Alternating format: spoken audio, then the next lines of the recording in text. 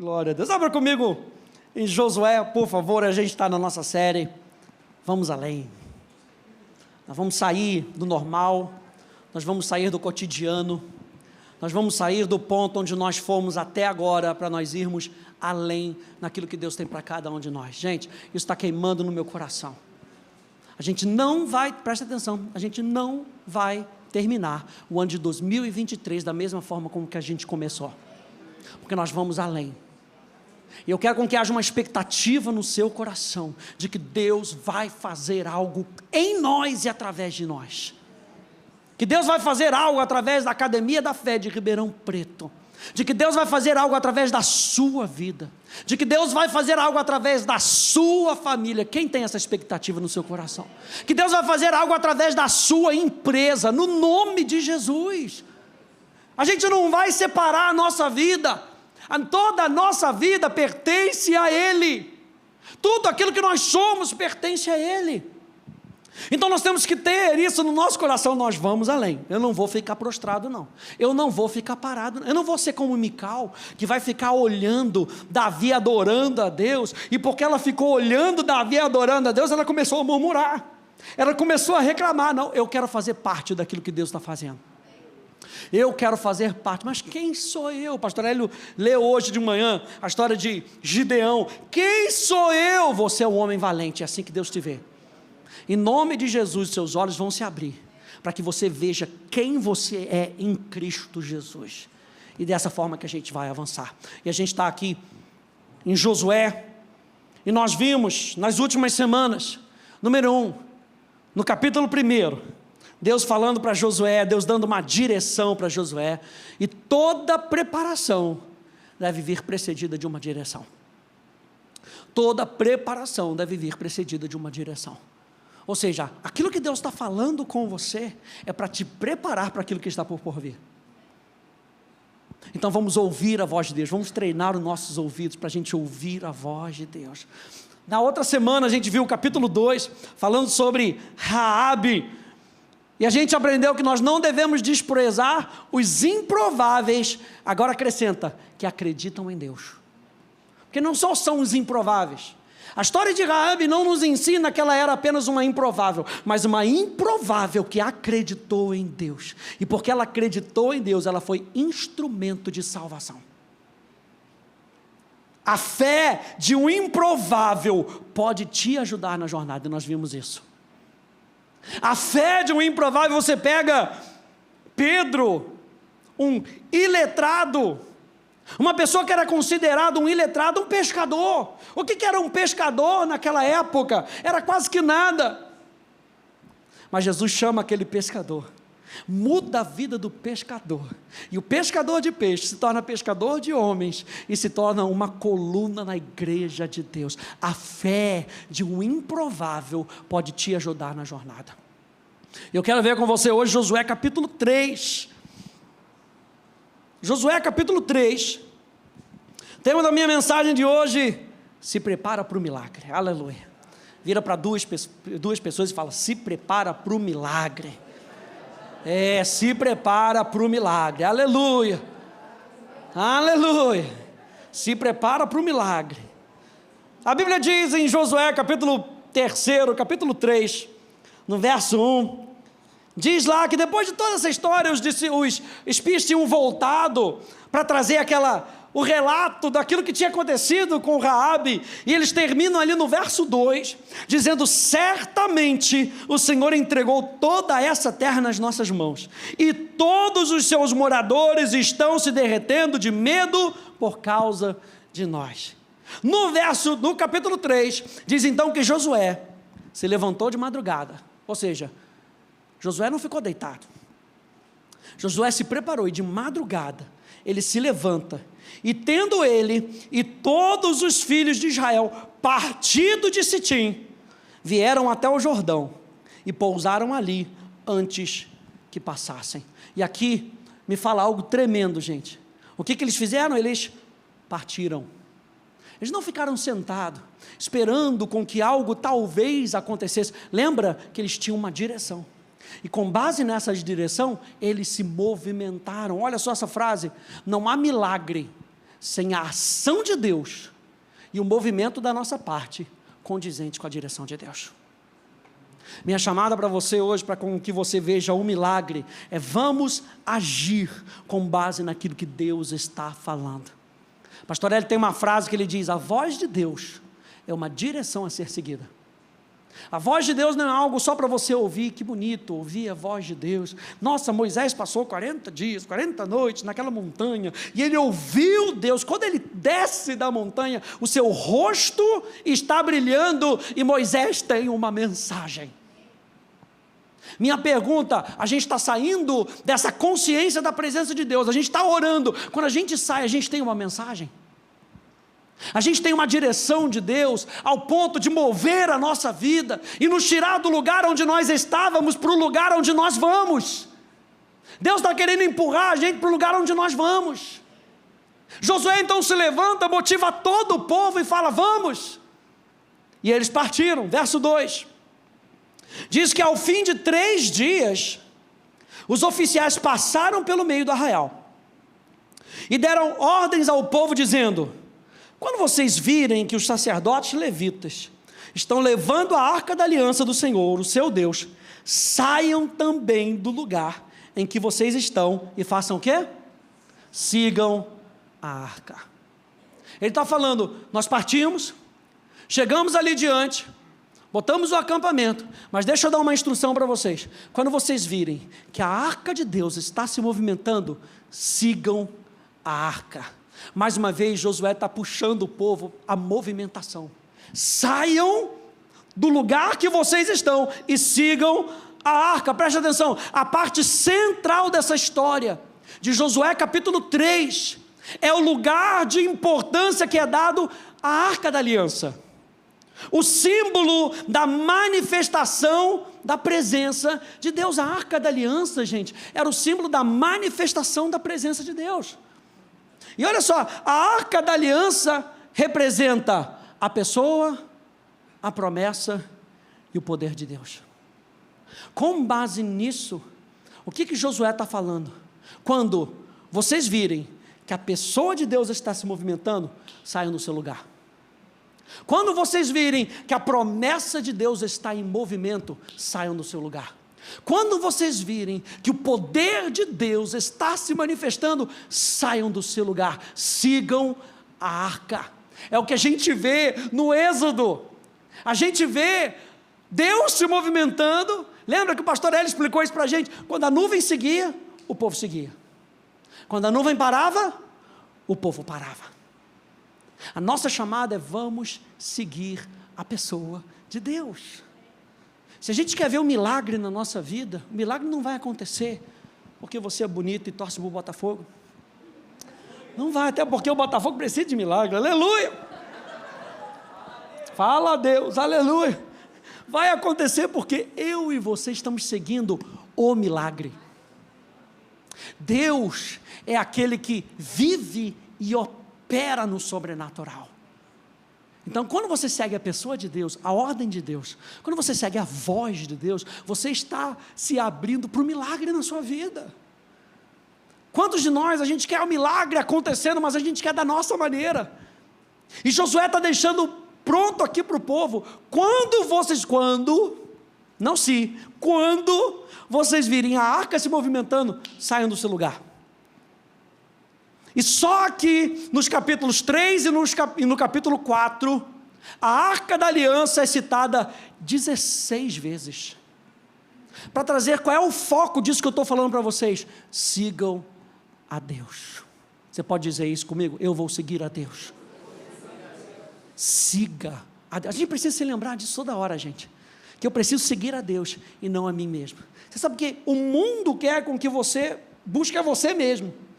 Se autoconheça por você mesmo. E Deus está falando: não, se conheça com base naquilo que eu digo para você. Então segue a minha voz. Entenda como eu vejo você.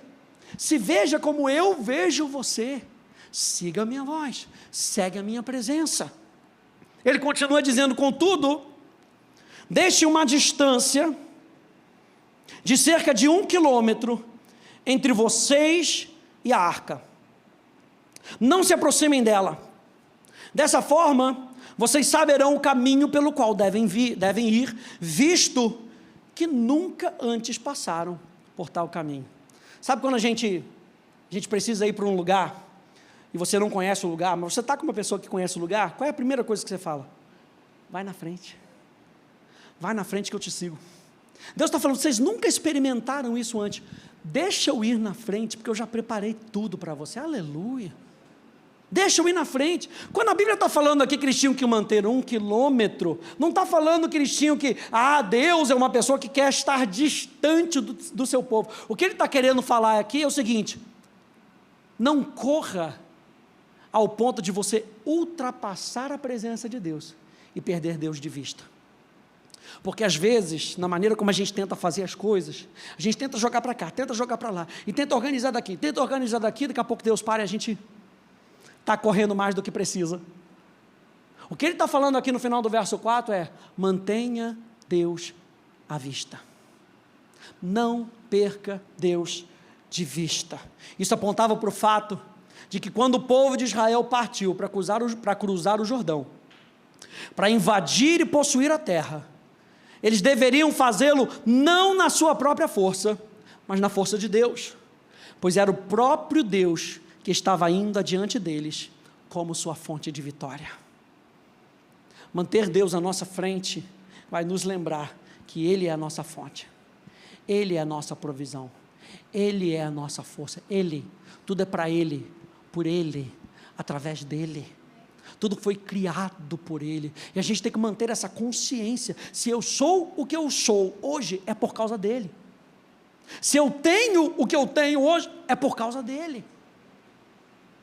E toda honra e toda glória tem que ser dada para Ele. Mantenha Deus na sua frente, não perca Deus de vista. A gente conhece tantos relatos de pessoas. A gente vê, por exemplo, a vida de Salomão. Estou me lembrando da vida de Salomão. Salomão busca Deus, Deus fala com Salomão. A Salomão é dado sabedoria, riquezas, honra, porque Deus honrou a sua própria palavra para Salomão, mas Salomão perdeu Deus de vista. Ele colocou a sua força, a sua esperança naquilo que as suas mulheres, que as suas concubinas traziam para eles, e diz que a Salomão terminou a sua vida servindo a Astarote, porque ele perdeu Deus de vista. Com que a gente não pegue esse exemplo de Salomão e aplique na nossa vida, com que a gente não siga esse padrão de Salomão, mas com que a gente siga o padrão de Davi, que não era perfeito, mas assim que ele entendeu que ele havia pecado, ele corre para Deus, ele corre para Deus e se arrepende. Ele não queria perder Deus de vista, e ainda quando ele implorava pela vida do seu filho, onde é que ele estava? No templo. Ele estava buscando a Deus. Davi não correu de Deus, Davi correu para Deus. Por quê? Porque Deus estava na frente de Davi. Davi tinha espaço para ver Deus. Com que durante a nossa semana, durante a nossa vida, a gente não perca Deus de vista, a gente continue olhando para Ele. No seu trabalho, não perca Deus de vista no seu trabalho, não perca Deus de vista na sua faculdade, não perca Deus de vista no seu condomínio, não perca Deus de vista. Ele está na frente como a sua força e a sua fonte de vitória. Deus vai na frente. Verso 5. Então Josué, com isso em mente, dizendo para o povo, Deus na frente, ele diz ao povo: santifiquem-se, porque amanhã, meu Deus, olha a expectativa de Josué, santifiquem-se, porque amanhã o Senhor fará maravilhas no meio de vocês. Ou seja, já está para acontecer, gente. Não, fica na expectativa, gente. Ei, quando você vai ver o jogo lá do futebol, a gente estava aí em época de Copa, eu sei que deu ruim, mas a gente estava com aquela expectativa, e o Brasil ia jogar, vamos falar dos primeiros jogos, que foi bom, né? E a gente está lá, e a gente sentava na cadeira, quando os jogadores iam chegando perto do gol, a gente já senta perto da cadeira, já fica naquela expectativa de quê? De pular para o gol. Para mim, quando ele diz aqui assim, amanhã Deus vai fazer maravilhas no meio de vocês. É como se Ele quisesse colocar o povo nessa cadeira, e esperando que o povo já fosse ficar na preparação. Vamos ficar aqui na preparação. Já peguei aqui a vuvuzela, aleluia. Quem lembra daquela desgraça da vuvuzela? Eu morei na África do Sul, gente. Aquilo ali é uma desgraça, é uma epidemia de coisa ruim. Você já estava com aquela vuvuzela, aquela trombeta na mão, já levantando para gritar o gol. Josué estava criando uma expectativa de uma certeza que ele tinha no coração. Ora, a fé é a certeza de coisas que se esperam, a convicção de fatos que não se veem. E ele disse para o povo: se santifiquem-se. O que significa santificar? Santificar significa separar para um propósito. A palavra santificar não é, meu Deus, é um negócio, olha, ele é tão santo que ninguém pode tocar nele. A palavra santificação significa que você é separado para um propósito. É por isso que o Novo Testamento diz que você é santo. Você não é perfeito. Que os imperfeitos digam, sou eu. 2 pessoas, meu Deus. A palavra santo não significa que você é perfeito. A palavra santo significa que você é separado para um propósito. Deus tem um propósito para você. Ele está separando a sua vida para cumprir o propósito do céu na terra, através da sua vida. Aqui fala então, gente, de uma responsabilidade pessoal, porque Josué não vira para o povo e fala assim, eu vou santificar vocês. Ele fala o quê? Santifiquem-se. Responsabilidade pessoal do povo em se preparar com base num propósito. Lembra que se Deus nos deu um propósito, Deus nos deu uma direção, Ele está nos preparando para isso.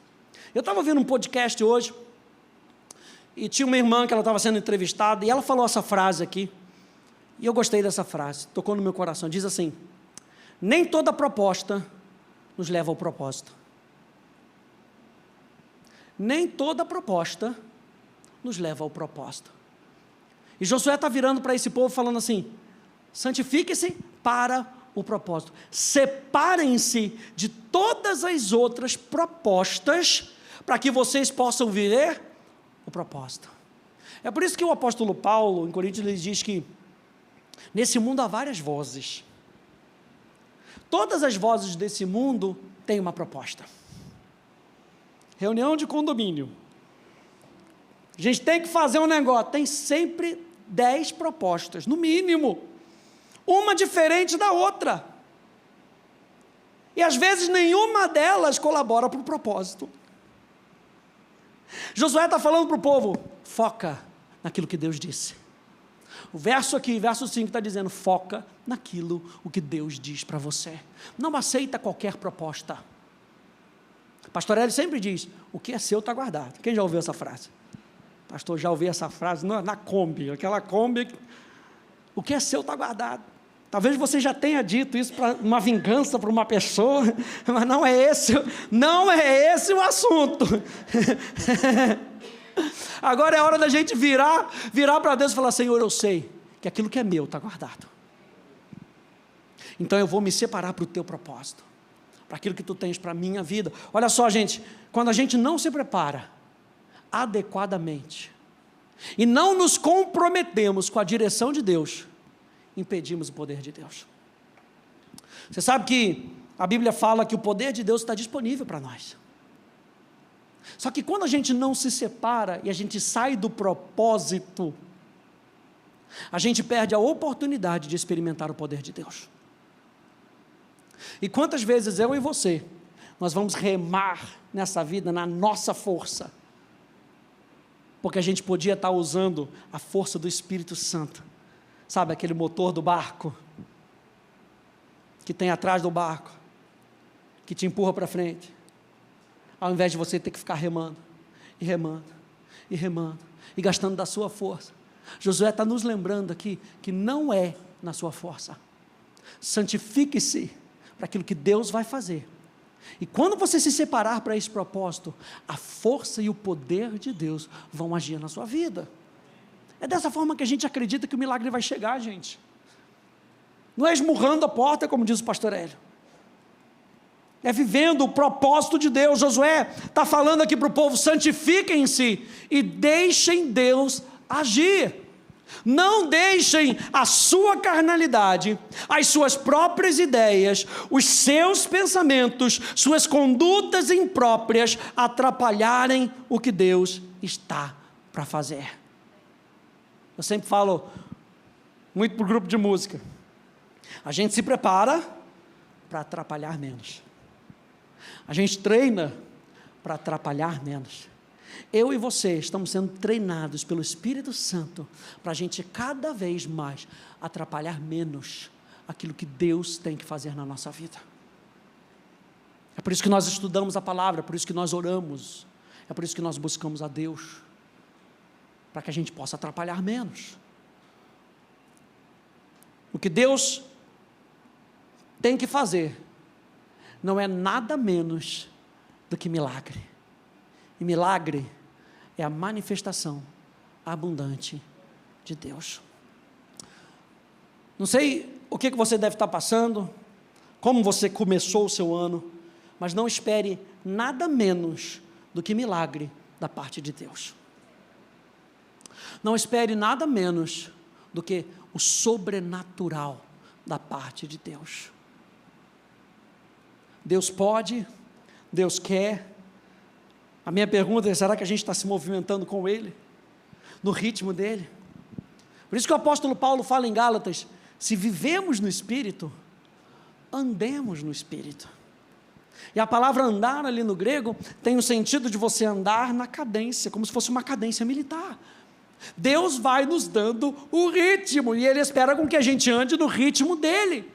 Quando a gente anda no ritmo dEle, a gente espera milagre, e a gente tem a certeza de que Deus vai chegar com o sobrenatural. E essa é a certeza que eu e você temos que ter. E é por isso que Josué está falando com o povo: santifiquem-se, porque amanhã Deus vai fazer o milagre. Josué capítulo 3, no verso 6, ele continua dizendo que ele também falou aos sacerdotes. Primeiro ele fala para o povo: santifiquem-se.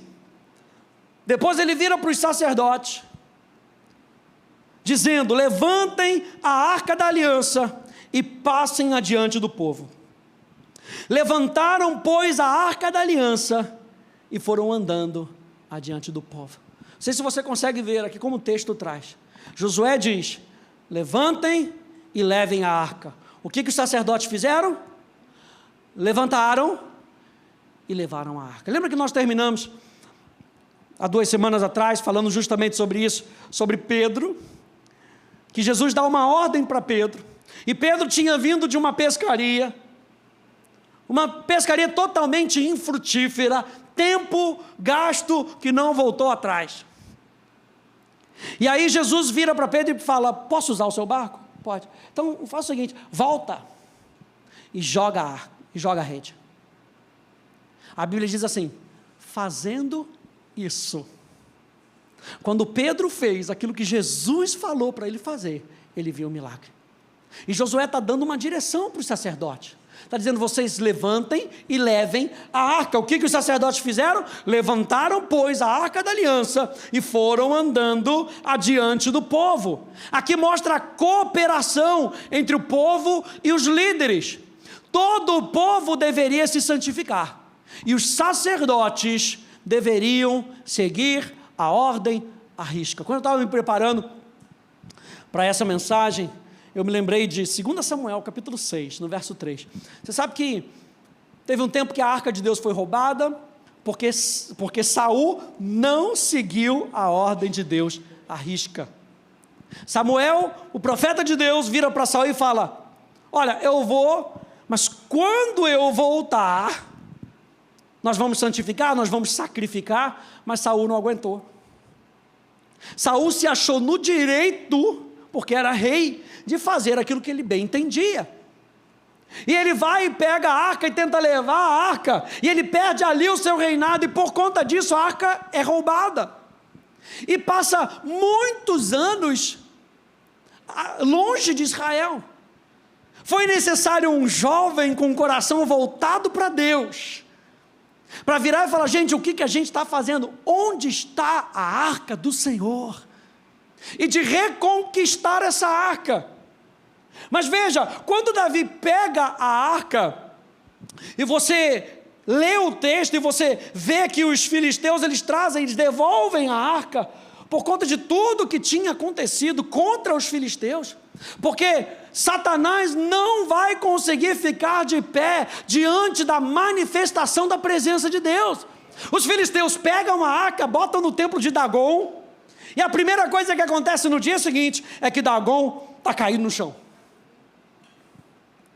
Vamos levantar Dagon, vamos dar uma ajudinha para Dagon. Levanta o Deus Dagon, bota de novo. No próximo dia, Dagon está quebrado. Isso me diz que o inferno não pode resistir. Lembra que a arca fala da pessoa, da promessa e do poder de Deus. Satanás não pode resistir à pessoa de Deus. Quando Deus começa a se manifestar na sua vida, se você estiver totalmente rendido a Ele, todos os ídolos da nossa vida têm que cair por terra. Beleza? Ele pega, os filisteus botam a arca num carro de boi e entregam para o povo de Israel. Tempo depois passa, Davi fala: cadê a arca? Vamos trazer a arca. Como é que Davi traz a arca? A questão é que Davi tinha que saber. Era um homem que buscava a Deus. A gente não pode seguir a Deus de qualquer maneira. Deus tem os seus protocolos. Deus tem a sua maneira. E Davi deveria saber. Só que ele não presta atenção nos detalhes. A Bíblia fala que a arca tinha que ser trazida no ombro. E trazer no ombro era símbolo de governo. A arca, a presença de Deus, governa a minha vida. A arca não podia ser trazida de outra maneira.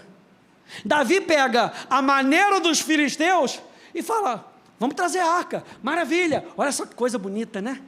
Vamos trazer a arca. Nossa, que ideia maravilhosa Davi teve. Ninguém nunca teve essa ideia, estava todo mundo com medo. Vamos trazer a arca. Que bom, Davi, mas de que maneira?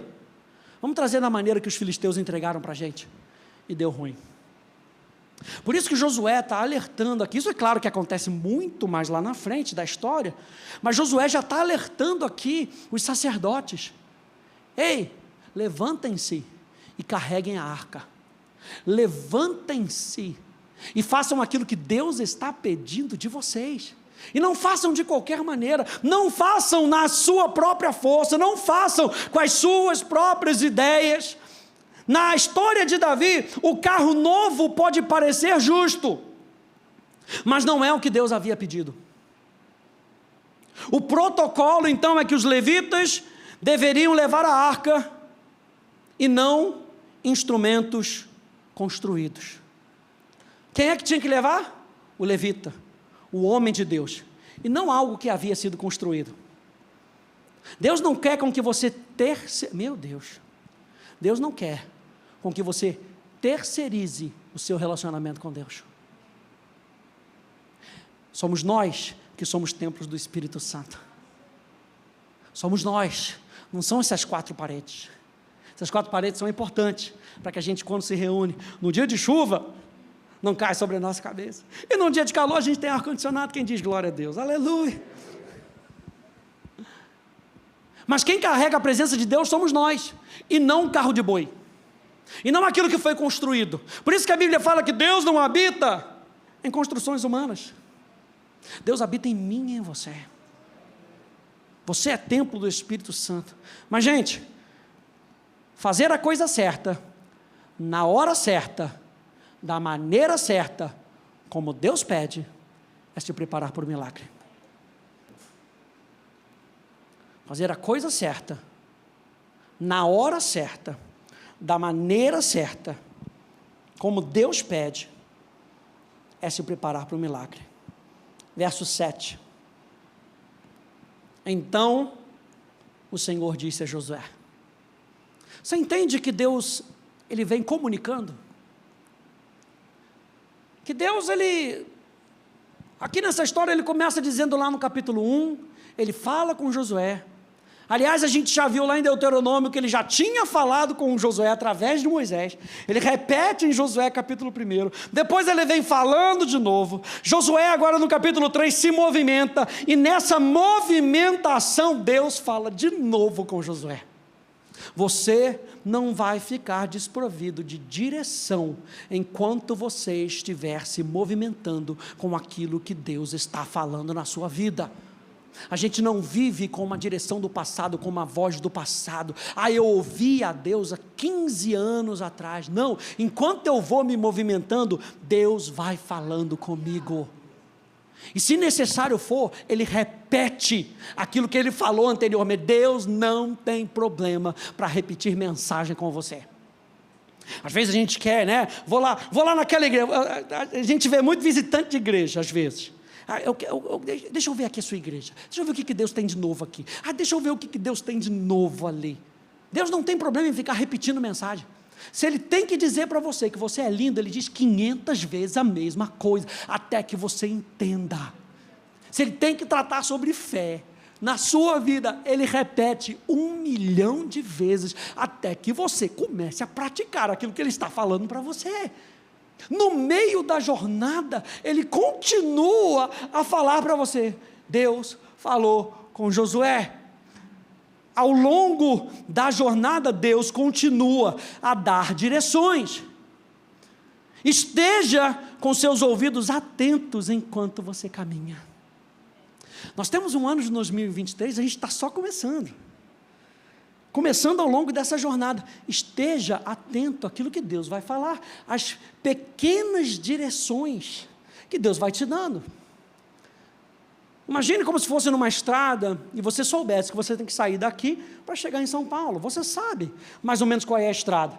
Mas e se Deus falar que no meio, isso hipoteticamente, é claro, que Deus fala, você tem que sair dessa estrada para ir para essa estrada. Não, mas Deus, essa aqui é muito melhor. Não, vou pegar essa aqui porque essa aqui é muito boa. Não, eu quero que você vire à esquerda. Ao longo da jornada, continue ouvindo de Deus. Você lembra lá de Apocalipse, as igrejas de Apocalipse? A cada final de instrução que Deus fala, aquela igreja fala, quem tem ouvidos, ouça. O que o Espírito não é disse à igreja, é o que o Espírito diz à igreja. Jesus, Ele diz, as palavras que eu vos tenho dito, são Espírito e são vida.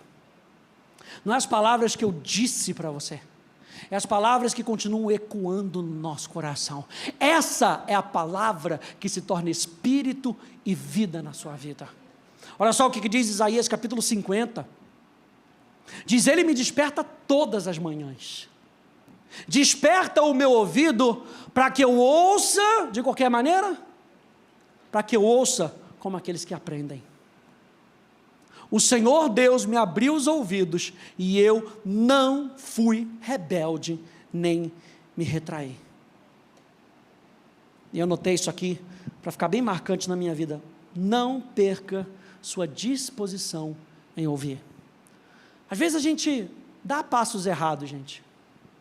Às vezes a gente tem que virar para a esquerda, a gente vira para a direita, a gente continua seguindo, a gente para quando tem que seguir, a gente segue quando tem que parar. Às vezes dá com os burros na água, bate cabeça, mas uma coisa eu e você não podemos perder, a disposição de ouvir.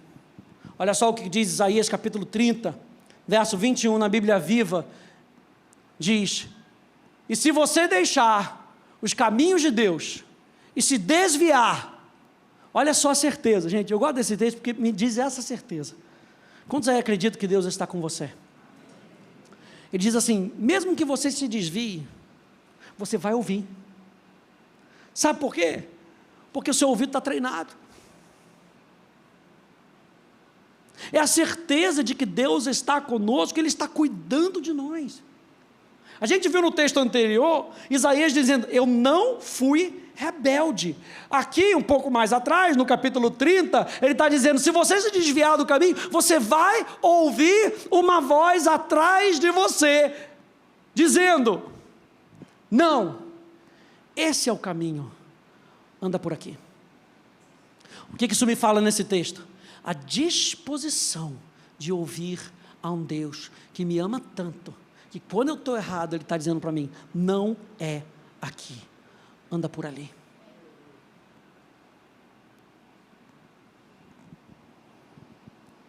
O que então Deus diz para Josué, capítulo 7?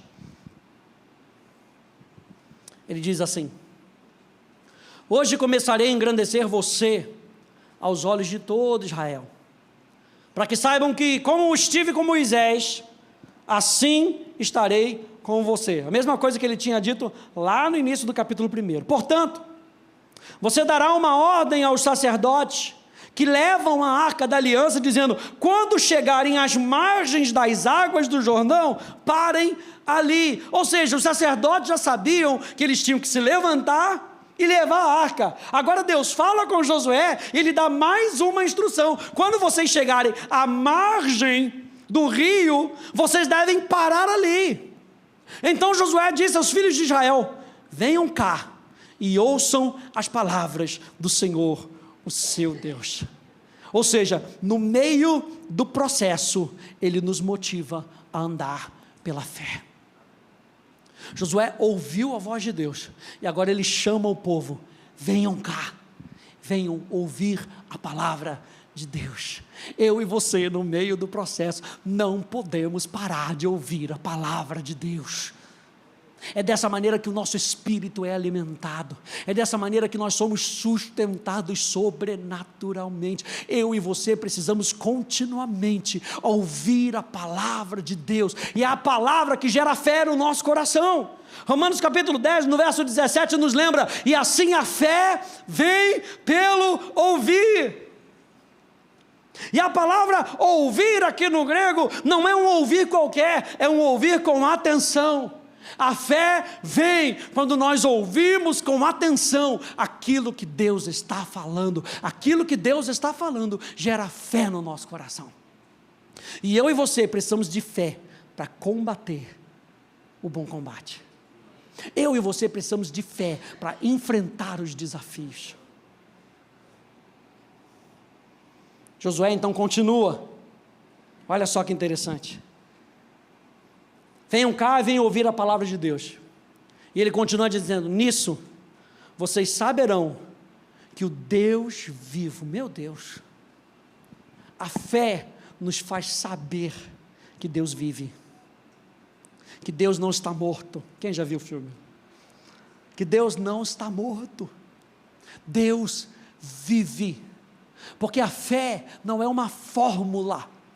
A fé é baseada num relacionamento com um Deus que vive. Nisso vocês saberão que o Deus vivo está no meio de vocês, e que sem falta expulsará de diante de vocês os cananeus, os heteus, os heveus, os ferezeus, os girgazeus, os amorreus e os jabuseus. Ou seja, Deus expulsará de diante de vocês todos aqueles que são os seus inimigos.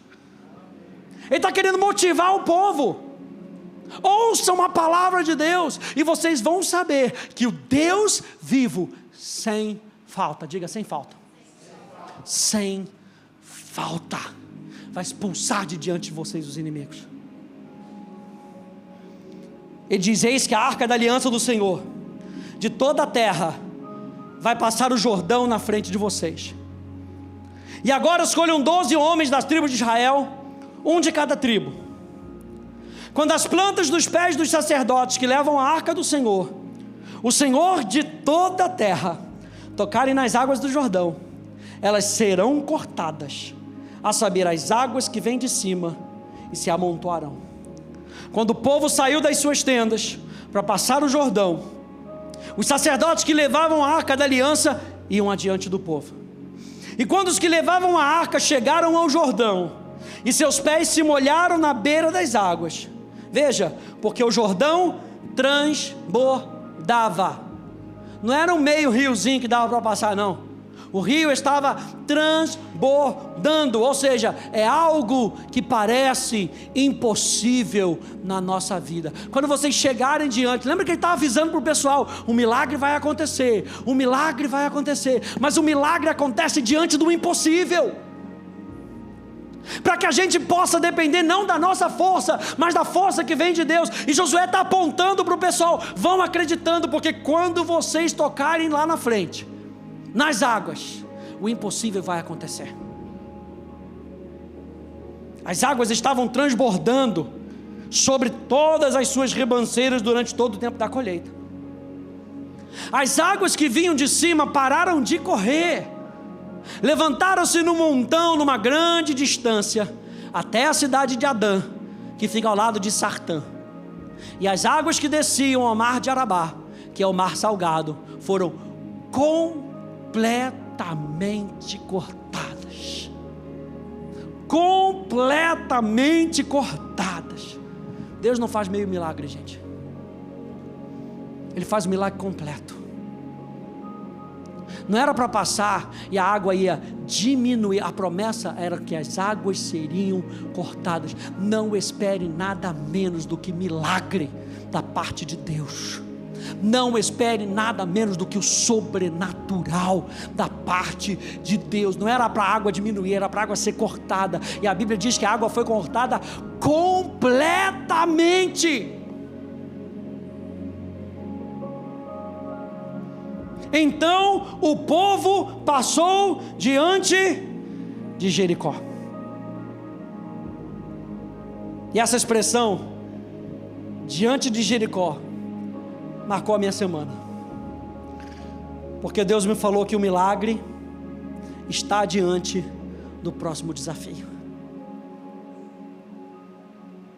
No mundo passareis por tribulações, mas tem de bom ânimo, porque eu já venci o mundo. Todo milagre, o que ele faz com a gente? Ele cria essa expectativa, essa preparação, para que eu possa depender de Deus. E o milagre, preste atenção nisso, o milagre te prepara para o próximo desafio. Pastor, pensei que o final da mensagem ia ser melhor. O milagre está te preparando para o próximo desafio, para que você dependa cada vez mais de Deus, para que você seja completamente de Deus. Ele falou, as águas vão ser partidas, mas ela vai acontecer logo diante de Jericó. Ei, e acontecendo diante de Jericó, não só você veja, e você tome aquela, meu Deus, se Deus partiu Jericó, por que não vai partir as muralhas? Meu Deus! Mas pensa agora no inimigo, olhando das muralhas para o Jordão, e vendo as águas partindo sobrenaturalmente. A Bíblia já falava que eles estavam com medo. Eles devem ter entrado em pânico, porque até o próprio inimigo vai ver o milagre de Deus acontecendo na sua vida. Mas eu e você temos que ter a consciência certa de que Deus está fazendo um milagre. A arca está diante de nós, para que a gente não se exalte, para que a gente não ache que o milagre está acontecendo por minha causa. O milagre está acontecendo para que o nome de Deus seja exaltado. O milagre acontece na sua vida como uma marca do sobrenatural de Deus, só para dizer assim, você confiou? Deixa comigo. Você está dependendo? Deixa comigo. Deus está falando para você nessa noite, confia e deixa comigo. As águas vão partir completamente diante de Jericó. E aqui termina dizendo, verso 17: porém, os sacerdotes que levavam a arca da aliança do Senhor pararam firmes no meio do Jordão, e todo o Israel passou a pé enxuto, atravessando o Jordão. Eles pararam firmes. Isso nos lembra da confiança em meio ao milagre que está acontecendo. Não, pensa na situação. No momento que eles tocam, o milagre vai acontecendo, as águas vão se partindo e eles vão entrando, a arca na frente, o símbolo da pessoa, da promessa, do poder de Deus na frente, e eles param no meio do Jordão. Água de um lado, água de outro. Dava até talvez para passar correndo pelo Jordão. Não sei se o negócio vai fechar aqui no meio. Ó, pernas para que te quero. Vou passar rapidinho. Sabe aquele elevador que vai fechando, que você acelera para dar aquele fininho assim, que nem dá mais, mas você tenta passar no fininho, para dar tempo de chegar mais rápido em casa. Não, a Bíblia fala que os sacerdotes pararam e ficaram firmes. A palavra firme aqui demonstra confiança. Se Deus abriu, Ele nos guarda no meio do milagre. Deus não vai te desamparar no meio do milagre. Passar no meio do milagre continua sendo impossível de um lado, impossível do outro. Isso é impossível acontecer. Impossível essas águas estarem para cá, impossível essas águas estarem para lá. Eu vou ficar firme no meio da situação, no meio da crise, porque Deus está continuando fazendo milagre. Eu dependo que aquele que começou a boa obra na minha vida há de completá-la até o dia de Cristo Jesus.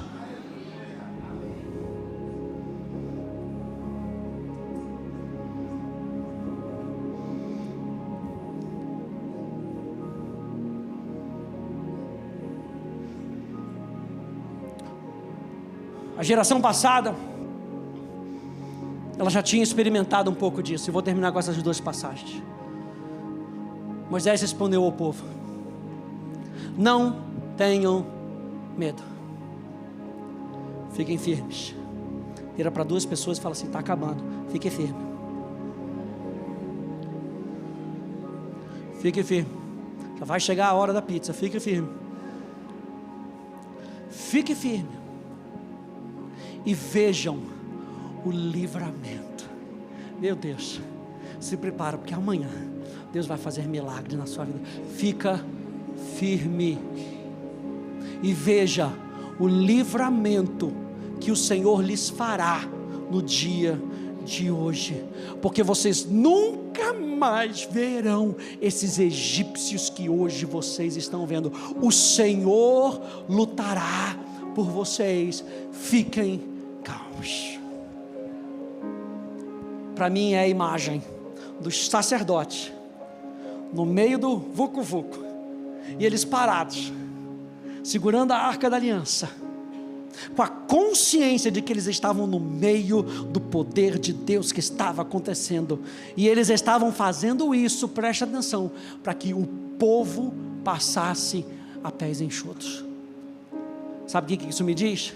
Que o milagre que Deus está fazendo na sua vida é para que a glória de Deus seja vista em você e através de você, e outras pessoas se beneficiarão daquilo que você está esperando, da confiança que você está por esse tempo todo confiando em Deus, confiando em Deus. Fique calmo, porque esses egípcios, esses inimigos, vocês não vão ver de novo. Por fim, Isaías capítulo 30, verso 15, diz o soberano Senhor, o Santo de Israel: no arrependimento e no descanso está a salvação de vocês. No arrependimento, porque eles tinham errado. Então o arrependimento fala de voltar a sua atenção e a sua disposição para Deus. Não é só a sua atenção. Davi, quando se arrependeu, ele não voltou somente a sua atenção, ele se dispôs novamente a Deus. Eu quero aquilo que tu queres, eu prefiro a tua vontade, eu prefiro o teu plano. No arrependimento, e depois do arrependimento, eu descanso. No arrependimento, de você voltar a sua disposição para Deus, e no descanso está a salvação de vocês. Na quietude e na confiança está o seu vigor. Josué vai e motiva o povo a experimentar um milagre, não de qualquer maneira, mas numa posição de descanso. E eu quero terminar dizendo isso para você: descansa essa semana e deixa Deus abrir o rio. Mas pastor, o rio está transbordando, não tem noção. Deixa o rio estar transbordando, porque a maneira como ele parte o rio é sobrenatural, e ele faz de maneira completa. Que essa semana seja uma semana para você confiar naquilo que Deus está falando com você, de você lembrar dos primeiros episódios da nossa série, de você lembrar que Deus deu uma direção, e Ele nos dá uma direção, para que nós possamos nos preparar para aquilo que Ele está falando, que Ele vai colocar no seu caminho pessoas de fé, para te ajudarem e te motivarem, a você não ter medo da jornada, que ao longo da jornada Ele vai te motivando, e Ele vai continuamente dizendo: vem ouvir a minha palavra, vem ouvir o que eu tenho para você, para que você saiba, sem sombra de dúvida, que o Deus vivo fará isso no meio de vocês. Fique de pé, por favor, comigo.